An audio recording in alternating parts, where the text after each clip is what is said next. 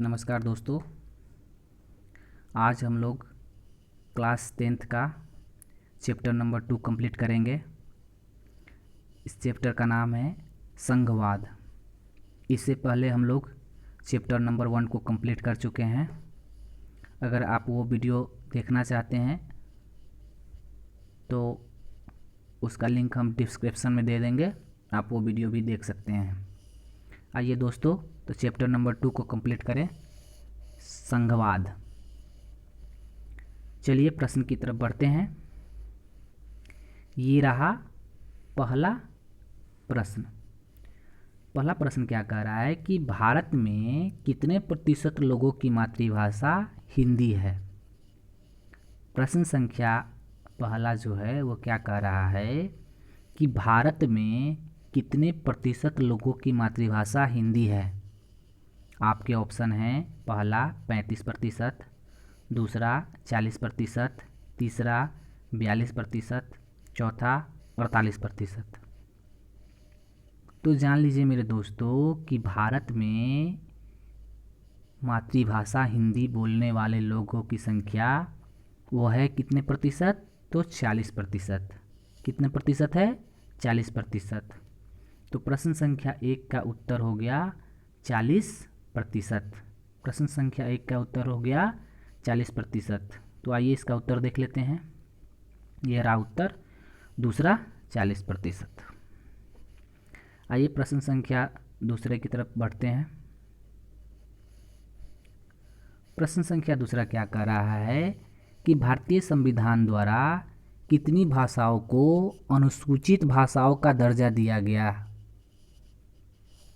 कह रहा है प्रश्न संख्या दूसरा कि भारतीय संविधान के द्वारा कितनी भाषाओं को अनुसूचित भाषाओं का दर्जा दिया गया है। आपके ऑप्शन हैं, पहला 20 भाषाओं का, दूसरा 21 भाषाओं का, तीसरा 22 भाषाओं का, चौथा 23 भाषाओं का। तो आप सभी को बता दूं मेरे दोस्तों कि भारत के संविधान के द्वारा कुल 22 भाषाओं का अनुसूचित भाषाओं में दर्जा दिया गया है। कुल कितनी भाषाओं को, 22 भाषाओं को। तो प्रश्न संख्या 2 का उत्तर हो गया तीसरा, 22 भाषाओं को। ये रहा उत्तर तीसरा, 22 भाषाओं को। चलिए प्रश्न संख्या तीसरे की तरफ बढ़ते हैं। प्रश्न संख्या तीसरा क्या कह रहा है। प्रश्न संख्या तीसरा आपको मैं पढ़ के बता देता हूं। एक ऐसी सरकार जो एक से ज़्यादा राजनीतिक पार्टियों के द्वारा एक साथ मिलकर बनाई जाती हो कहलाती है। प्रश्न संख्या तीसरा क्या कह रहा है कि एक ऐसी सरकार जो एक से ज़्यादा राजनीतिक पार्टियों द्वारा एक साथ मिलकर बनाई जाती हो कहलाती है। तो आपके ऑप्शन हैं, काम चलाऊ सरकार, दूसरा अस्थाई सरकार, तीसरा प्रगतिशील सरकार, चौथा गठबंधन सरकार। तो आप सभी को मैं बता दूं मेरे दोस्तों कि एक से ज़्यादा राजनीतिक पार्टियों के द्वारा जो मिलकर सरकार बनाई जाती है उस सरकार को हम लोग गठबंधन सरकार कहते हैं। कौन सी सरकार कहते हैं, गठबंधन सरकार। तो आपके प्रश्न संख्या 3 का उत्तर हो गया चौथा, गठबंधन सरकार। आइए प्रश्न संख्या 4 की तरफ बढ़ते हैं। प्रश्न संख्या 4, नगर निगम के प्रमुख को क्या कहते हैं। नगर निगम के जो प्रमुख होते हैं उसे हम क्या कहते हैं। आपके ऑप्शन है, पहला मेयर, दूसरा चेयरमैन, तीसरा सचिव, चौथा प्रधान। तो जान लीजिए मेरे दोस्तों कि नगर निगम के जो प्रमुख होते हैं उन्हें मेयर कहा जाता है। क्या कहा जाता है, मेयर कहा जाता है। प्रश्न संख्या 4 का उत्तर हो गया पहला, मेयर। आइए इसका उत्तर आप भी देख लीजिए, ये रहा उत्तर मेयर। आइए प्रश्न संख्या 5 की तरफ बढ़ते हैं। ये रहा प्रश्न संख्या 5। भारत के किस राज्य को विशेष दर्जा प्राप्त है? सॉरी, ये टाइपिंग मिस्टेक है। इस क्वेश्चन को मैं फिर से शुद्ध करके पढ़ देता हूँ। ये क्वेश्चन प्रश्न संख्या जो 5 है वो होना चाहिए था कि भारत के किस राज्य को विशेष दर्जा प्राप्त था। आपके ऑप्शन हैं, पहला उत्तर प्रदेश, दूसरा जम्मू कश्मीर, तीसरा कर्नाटक, चौथा आंध्र प्रदेश। तो जान लीजिए मेरे दोस्तों कि भारत में जम्मू कश्मीर को विशेष दर्जा प्राप्त था, जिसे अब खत्म कर दिया गया है। तो आपके प्रश्न संख्या 5 का उत्तर हो गया दूसरा, जम्मू और कश्मीर। ये देखिए, प्रश्न संख्या 5 का उत्तर हो गया दूसरा, जम्मू कश्मीर। आइए प्रश्न संख्या 6 की तरफ बढ़ते हैं।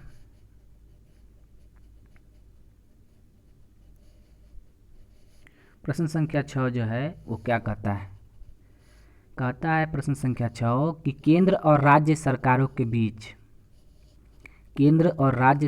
के बीच में होने वाले विवादों का निपटारा कौन करता है? केंद्र और राज्य सरकारों के बीच में होने वाले विवादों का निपटारा कौन करता है? आपके ऑप्शन है, पहला प्रधानमंत्री, दूसरा राष्ट्रपति, तीसरा न्यायपालिका, चौथा राज्यपाल।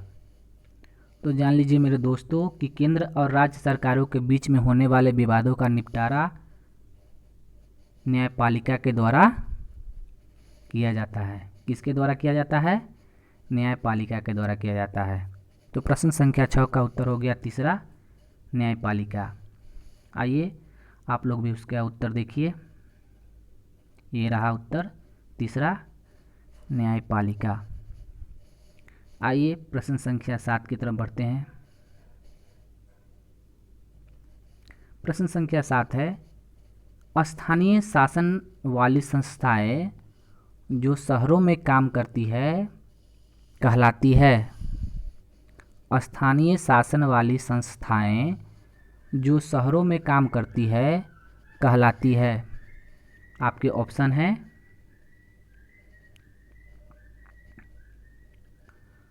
आपके ऑप्शन हो गए, पहला नगर पालिका और नगर निगम, दूसरा जिला पंचायत, तीसरा विधान परिषद, चौथा ग्राम पंचायत।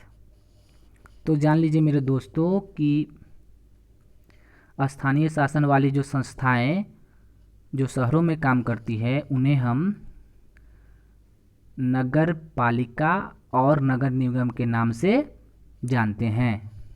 तो प्रश्न संख्या 7 का उत्तर हो गया पहला, नगर पालिका और नगर निगम। आइए आप लोग भी इसका उत्तर देखिए। अब बढ़ते हैं प्रश्न संख्या 8 की तरफ।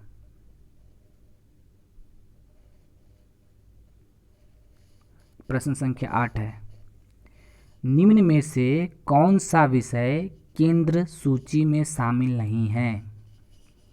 निम्न में से वह कौन सा विषय है जो केंद्र सूची में शामिल नहीं है? आपके ऑप्शन हैं, पहला रेलवे, दूसरा मुद्रा, तीसरा कानून व सुरक्षा, चौथा बैंकिंग। तो आप सभी को बता दूं मेरे दोस्तों कि कानून व सुरक्षा जो है केंद्र सूची में शामिल नहीं है। तो प्रश्न संख्या 8 का उत्तर हो गया तीसरा, कानून व सुरक्षा।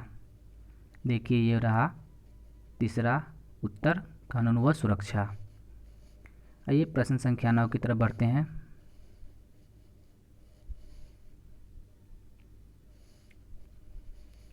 प्रश्न संख्या 9 क्या कह रहा है कि केंद्र और राज्यों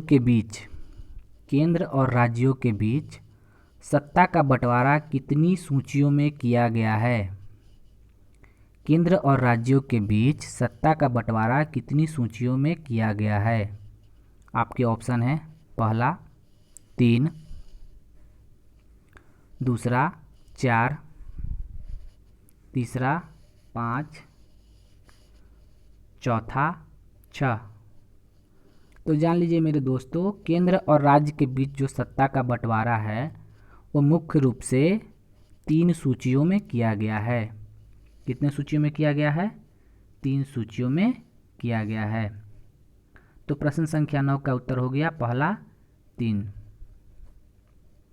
चलिए अब बढ़ते हैं अंतिम प्रश्न की तरफ। प्रश्न संख्या 10। प्रश्न संख्या 10 क्या कह रहा है कि राज्य पुनर्गठन आयोग की रिपोर्ट को कब लागू किया गया था। राज्य पुनर्गठन आयोग की रिपोर्ट को कब लागू किया गया था। आपके ऑप्शन है, पहला 12 मई 1950 को, दूसरा 1 नवंबर 1956 को, तीसरा 26 जनवरी 1950 को, चौथा 15 अगस्त 1947 को। तो जान लीजिए मेरे दोस्तों कि राज्य पुनर्आयोग की जो रिपोर्ट थी उसे 1 नवंबर 1956 को लागू किया गया था। कब लागू किया गया था? 1 नवंबर 1956 को। तो प्रश्न संख्या 10 का उत्तर हो गया दूसरा 1 नवंबर 1956। आइए इसका उत्तर आप लोग को दिखाता हूँ। दोस्तों आज हम लोग टोटल 10 प्रश्नों को सम्मिलित किए थे। अगर आपको यह वीडियो अच्छा लगा हो तो लाइक करना ना भूलें।